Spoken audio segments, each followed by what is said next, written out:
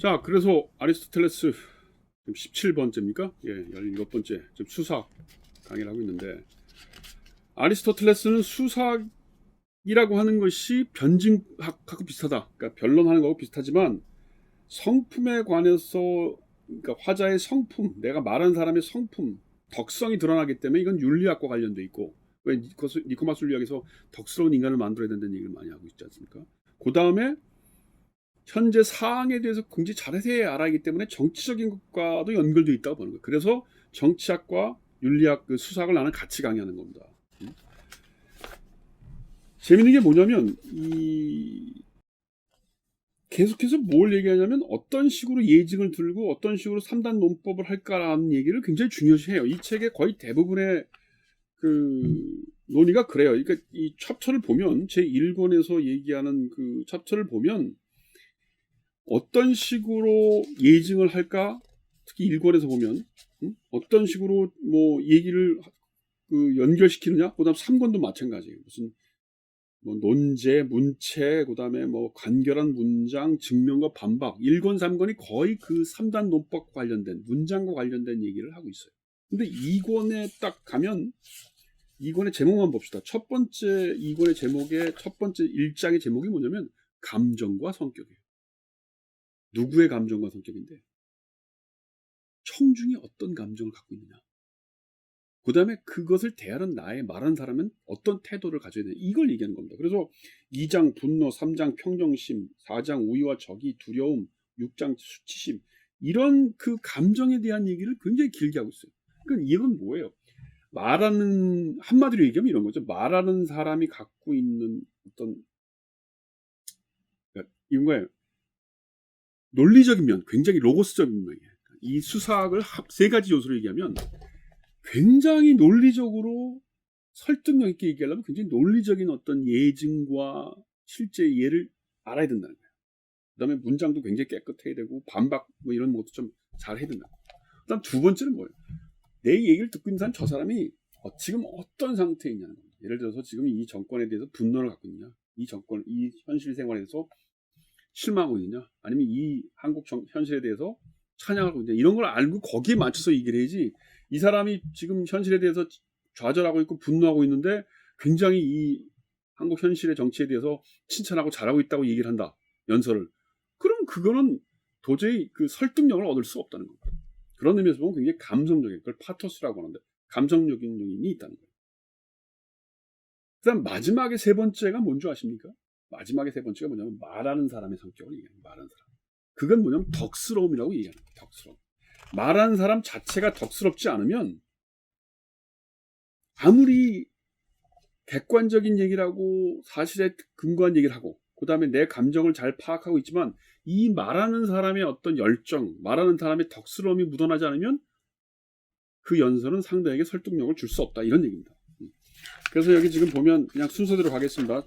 3장 수사학의 유형에 보면 모든 연설은 화자, 주제, 청중이라고 하는 세 가지 요소를 간다. 화자라는 건 내가 말하는 거, 주제라고 하는 건 어떤 아주 논리적인 대상을 얘기하는 거, 청중은 듣는 사람인데 수사학에서는 청중이 가장 중요하다고 얘기를 하는 겁니다. 그리고 조언을 위한 연설의 종류는 조언을 위한 연설. 조언을 위한 연설은 뭐예요? 뭘 하자. 우리 대통령을 누구 뽑자. 우리 남북관계를 어떻게 하자. 뭐 이런 얘기예요. 그러니까 굉장히 뭐예요? 이론적인 얘기죠. 그래서 이 사람은 뭐라고 얘기를 하냐면 아리스토텔레스는 정치나 경제에 대해서 잘 모르고 구체적인 사실을 모르는 사람이 뭐 나를 뽑아달라, 뭐 누구를 우리가 무슨 어떤 시민 운동을 하자, 이런 식의 정치 얘기를 하는 것은 굉장히 공허하다는 얘기예요. 전쟁에 대해서, 세금에 대해서, 입법에 대해서 굉장히 자세하게 알아야 된다는 거예요. 그게 뭐예요? 조언을 위한 연설. 그건 뭐 굉장히 이성적인 연설이라는 겁니다. 그다음 법정에서의 변론. 뭐 이건 아까도 얘기했지만 그런 어떤 옳고 그름을 따지는 거죠. 그다음에 선전을 위한 연설, 이렇게 세 가지 종류의 수사학이 있다는 거예요. 그래서 이 사람이 얘기하는 아리스토텔레스 중요한 얘기는 뭐냐면 선전을 위한 연설이고, 거기에 중요한 그 요인들을 쭉 따져보면 그 안에서 가장 중요한 것들이 뭐예요? 이성적인 요인이라는 겁니다. 이 페이지 32페이지 보면 5가지 논제가 있대요. 조언을 위한 조언이라고 하는 연설의 중요한 5가지 논제가 있는데, 첫째가 국가 재정, 전쟁과 평화, 국방, 수출입, 입법. 이 5가지가 조언을 위한 연설의 가장 중요한 주제라는 겁니다. 이 말은 오늘날식으로 얘기하면 현실 정치나 경제나 사회 문제의 곳곳을 정확하게 알고 데이터를 갖고 확실하게 어떤 이그젬플 예를 들 수 있어야 된다는 거예요. 굉장히 중요한 거예요. 그 다음에 감정 얘기는 2장에서 나와요. 2권 1장에 보면 감정과 성격이라는 챕터에 보면 수사학은 판단을 위한 것이기 때문에 그렇죠? 연설가는 자신의 연설이 뭔가를 입증하게 신뢰할 수 있을 정도로만 신경 써서는 안 되고 자신이 어떤 사람인지도 보여주어 연설을 듣는 자의 판단에 영향을 주도록 관심을 기울여야 된다. 너무 멋있어요. 자신이 뭔가를 입증하는 거 이론적으로 우리나라의 예산이 지금 매년 몇십 조씩 지금 적자인데 무슨 국민에게 돈을 많이 푼다 이런 정책하면 우리가 나중에 10년 후 20년 후에 나라가 망한다. 이거 굉장히 이성적이고 뭔가 어떤 논리적인 그 아리스토텔레스의 용어로 얘기하면 조언을 위한 연설이죠. 그 설득력이 있겠어요? 그것만 가지고? 그렇지 않다는 거예요. 그 얘기를 듣는 사람들이 저 사람 말이 맞네라고 할 수 있는 다른 요소가 있다는 겁니다. 뭐예요? 연설가가 청중에게 어떤 사람으로 보이는가? 자신이 청중을 어떻게 대하는지를 알게 하는가? 그리고 청중이 그를 어떻게 대하도록 만드느냐에 따라서 신뢰 형성에는 큰 차이가 있다는 거예요. 요거 굉장히 중요한 것 같아요. 그러니까 어떻게 보면 요 부분은 소피스트 쪽에서 약간 온 거죠. 그러니까 조언을 위한 연설, 아주 이성적이고 논리적인 얘기, 철학적인 얘기를 하라. 요 플라톤적인 냄새가 강해. 그다음에 다른 사람의 내가 다른 사람에게 어떻게 보일까, 다른 사람의 감정을 어떻게 고려할까, 요 부분은 소피스트적인 냄새가 나는 거예요. 근데 아리스토텔레스는 그 양쪽을 다 종합하고 있는 겁니다. 그래서 청중을 어떻게 대하느냐에 대해서 굉장히 중요하다는 거예요. 그래서 그 다음 페이지부터 분노를 갖고 있는 사람은 어떻게 대하고 적의를 갖고 있는 사람 이런 걸 자꾸 분석을 하기 시작하는 그 챕터마다. 그런데 이제 1장에서 뭐라고 되어 있냐면 연설가를 신뢰하기 요인은 3가지가 있대. 자기를 입증하는 것과는 별도로 남이 나를 믿게 하려면, 그러니까 청중이 내 말을 믿게 하려면 첫째 현명함이 보여야 된다. 그다음 미덕이 있어야 되고 선의가 필요하다는 겁니다. 사람들은 현명이 없어 올바르게 생각하지 못하거나 현명함이 없어 올바르게 생각하지 못하거나 올바른 생각은 지졌지만 악해서 자기 생각을 말하지 않거나 그 다음에 뭐예요? 현명함도 있고 악하지도 않지만 선의가 없어 최고의 조언을 알면서도 해주지 않는 것 이런 것은 사람들에게 연설로서의 효과가 없다는 겁니다. 그래서 결론적으로 얘기하면 현명함, 미덕, 선이라고 하는 것은 뭐예요? 굉장히 이성적이고 로고스적인 면도 있지만 내 덕성도 관련이 있다는 겁니다. 그래서 다시 니코마스 윌리아로 간 거예요. 말을 잘하는 거는 단순히 테크닉적인 게 아니고 다른 사람이 신뢰를 줄 수 있어야 되는데 그러려면 뭐예요? 내가 부단히 공부하고 노력하고 좋은 행동을 해서 그게 이렇게 배어 나와야 된다는 겁니다. 나는 이 부분이 사실은 한국 정치에서 대단히 중요한 거라고 봐요.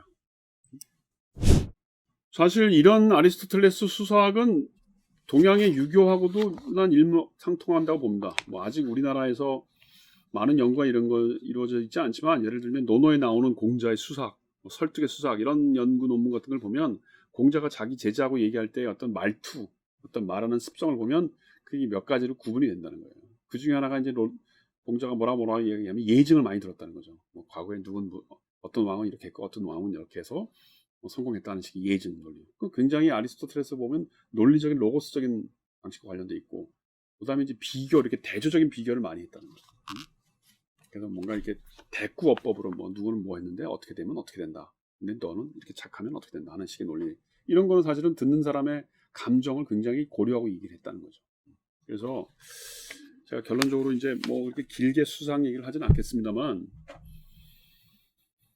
우리가 아까 얘기했던 음악 교육, 지금 수사학, 그다음에 사실은 아리스토텔레스는 시학이나 연극에 관련된 이론에서 썼어요.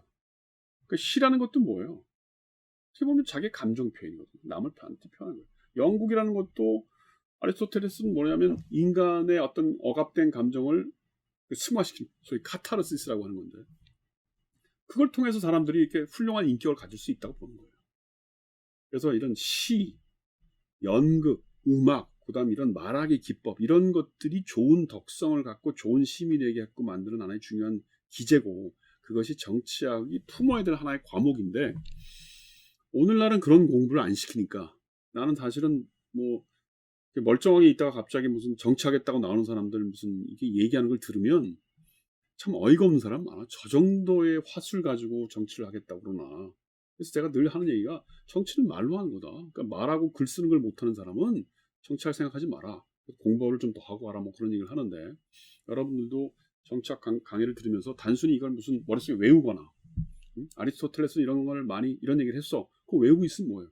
그런 아리스토텔레스의 개념을 가지고 주변에 얘기도 좀 해보고 글도 쓰고 그런 기회를 좀 많이 갖기를 바랍니다. 그게 진정한 의미에서 정치학 교육이고 정책 실천이고 그걸 통해서 여러분들이 좋은 아랫대 덕성을 갖게 됩니다. 여기까지 해서 일단 아리스토텔레스 강의는 마치겠습니다. 감사합니다. 그 다음 시간에는 아마 저거 할 거예요.